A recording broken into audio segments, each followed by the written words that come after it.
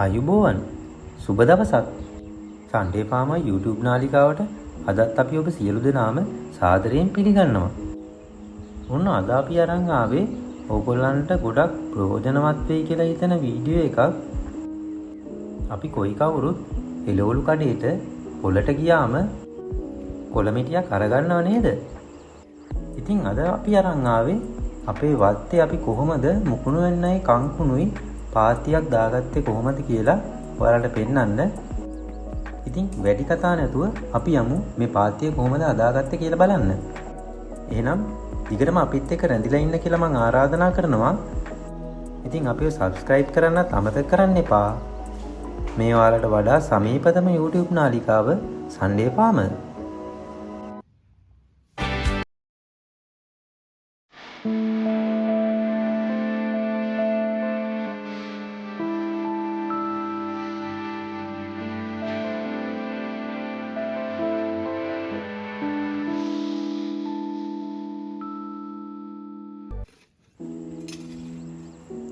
ඉතින් මේ ඔයාලට පේන්නේ මම මේ පැල ටික හිටව ගන්න තැනක් බලලා මේ පොළව සකස් කරගන්න එක.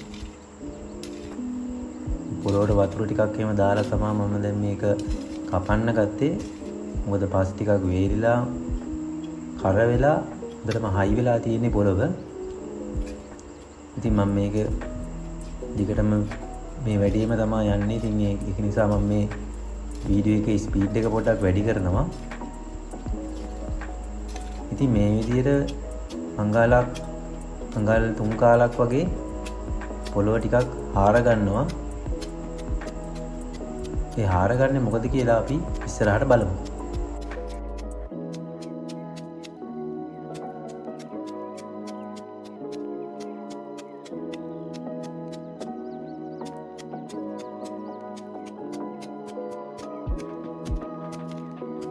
ඉතින් ඔයාලට පේනවා ඇති මම මේ පස් හාරන ගමන් මේ විදිහට මේක වටේට ගැට්ටක් වගේ පස් ටික කන්දක් වගේ විදිහට වටේ හදා ගන්නවා.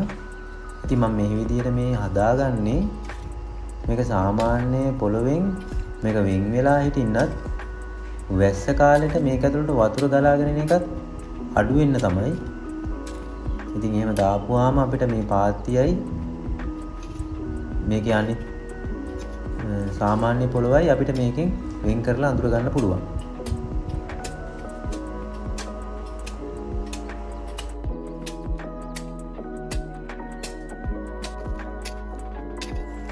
ඉතින් මං ඉස්සෙල්ලා කිව්ව නේද පාත්තිය හදන තැන හාරන්නේ ඇයි කියලා කියන්නම් කියලා.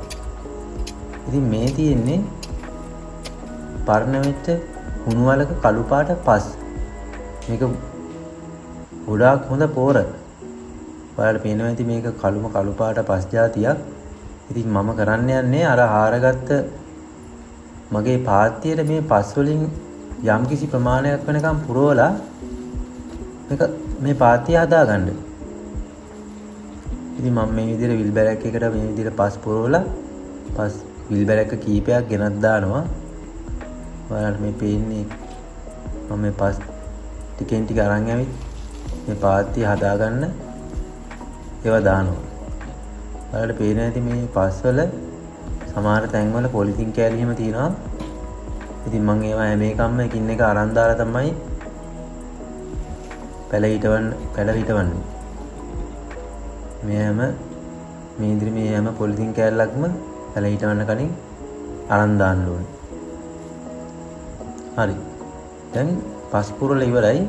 මම දැන් රේඛයක් අරගෙන මේ දාපු පස් ටික හිමීට මේ පාත්තිය පුරාම යන්න තුනී කරගන්නවා. ඔයාලට පේනවා ඇති මම මේ ආරූ පාත්තිය සම්පූර්ණයෙන්ම පිරෙන්න මේ කළු පාට පස් දාලා නැහැ.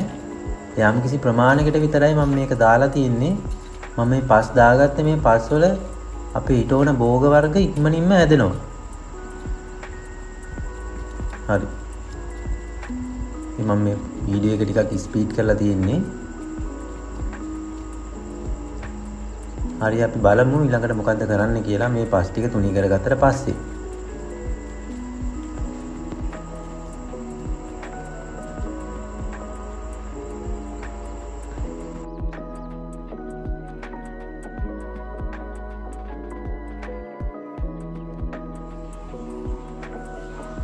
හරි. මම දැන් මේ දාපු කළු පාට පෝරපස් ටික ලස්සනට පාත්තිය පුරාම තුනී කරගෙන ඉවරයි. ඉතින් ඊට පස්සේ අපි මේ පාත්තියට ටිකක් පෙඟෙන්න වතුර ටිකක් දානවා. වතුර ගොඩාක් දාගන්න නැහැ. මේ පෑවිල්ල නිසා අපි මේ ඊටෝටම පැල ඉක්මනින්ම මැලවිලා යනවා. ඉතින් ඒ නිසා මේ තෙත ගතිය හිටින්න තමයි අපි මේ වතුර ටිකක් මේ විදිහට දාගන්නේ. ඉතින් හෝස් එකක් ආධාරයෙන් මම හදපු පාත්තියට වතුර ටිකක් ඉහනවා.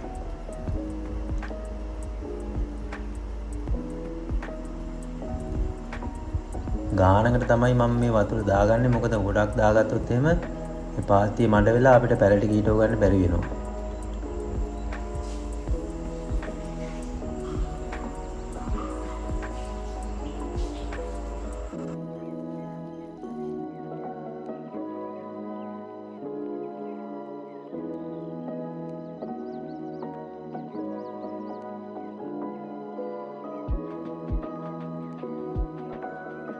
හරි. දැන් මම ඔයාලට පෙන්නන්නම් අපි මේ පාත්තියට පැල හිටවන්න කොහොමද මේව හදාගත්තේ කියලා. මේ තියෙන්නේ අපි කඩෙන් ගෙන ආපු කංකුම් මිටියකින් ටිකක් අරගෙන එක තැනක හිටවලා ඒවෙන් දළු දාලා ආවම ඒ දළු ටිකක් කඩලා අරගෙන අපි කෝප් එකට දාලා අරන් තිබ්බා ටික දවසක් මුල් ලැදෙන්න.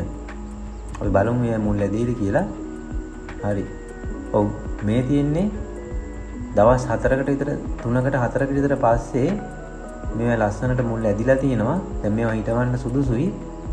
අපි බලමු කොහොමද මේ කංකුම් පැල ටික හිටව ගන්න කියලා.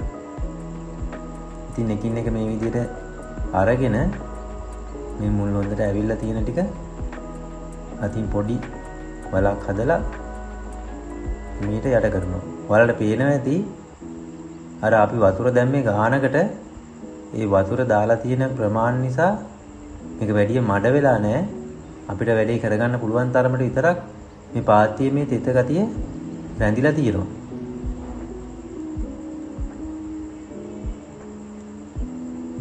ඉතින් ඔයාලට හිතෙයි මේ පැල මේ මිටෙව්වට ඉතින් ඔයාලට හිතෙන්න පුළුවන් මේවා වැඩි කොළ එහෙම ඇවිල්ලා නැති නිසා මේවා හිටෙව්වට වැඩක් නැහැ, මේවා මැරෙයි කියලා නෑ. නමුත් එහෙම වෙන්නේ නැහැ. මේවා නටු විතරක් තිබුණාට මුල ඇදිලා තියෙන්නේ. ඔයාලට පේන හැටි මේ බලන්න. මේවා මුල් හොඳට ඇවිල්ලා තියෙන්නේ. ඉතින් මේවා පොළොවට පස් වලට යට කරපුවාම දළු දාලා හැදිලා ලස්සනට එනවා. ඉතින් අපි බලමු කංකුම් ටික හිටව වගේම අපි මුකුණු වෙන ටිකත් කොහොමද මේ තේ හිටව ගන්න කියලා.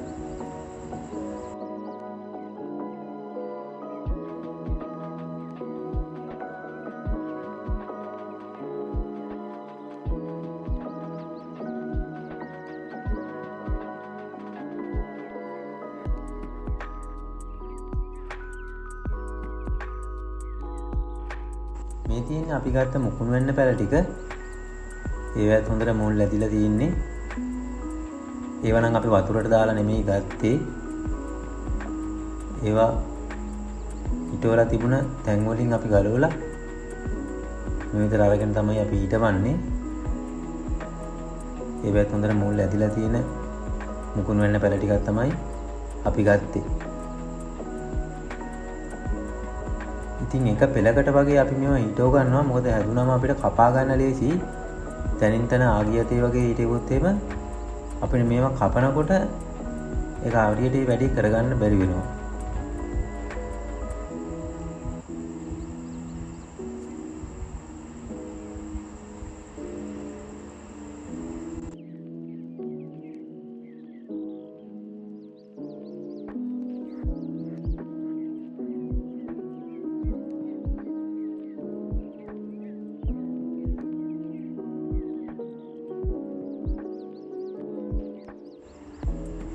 ඉතින් ඒ විදිහට අපි මුළු පාත්තියම තනින් තන මේ වගේ පැල ටික හිටව ගත්තා.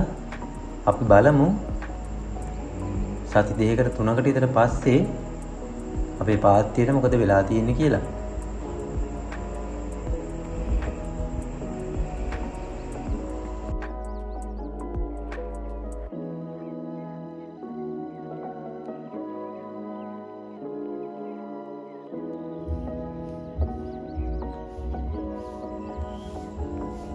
හොඳයි. ඉතින් මේ තියෙන්නේ හරියට මාසයකට විතර පස්සේ අපේ පාත්තිය හොඳට හැදිලා තියෙනවා. ඉතින් මේ බලන්න මම දාපු අර අලු පාට පෝර පස්වල මේ විදිහට මේ කංකුම්යි මුකුණු වෙන්නයි හැදිලා තියෙන විදිහ. ඉතින් අපි පොළට ගිහින් එළවලු කඩේට ගිහින් ගන්නවා වගේ නෙමෙයි. අපේ ගෙවත්තෙන් මේ විදිහට අපිට මේ මුකුණු වෙන්න කංකුම් වගා කරගන්න තියෙනවා නම් අපිට බොහොම ඉක්මනට සෞඛ්‍ය ආරක්ෂිතව මේවා කඩලා අපිට ආහාරයට ගන්න පුළුවන්. ඇත්තටම මේවා කඩෙන් ගිනනවා වගේ නෙමෙයි. මේවා හොඳ කොළ පාටට හැදිලා තියෙනවා. වලට පේනවා ඇති. මේ කංකුම් මුකුණු වෙන්න එහෙම මේවා හොඳ කොළ පාට ලොකුවට හැදිලා තියෙනවා.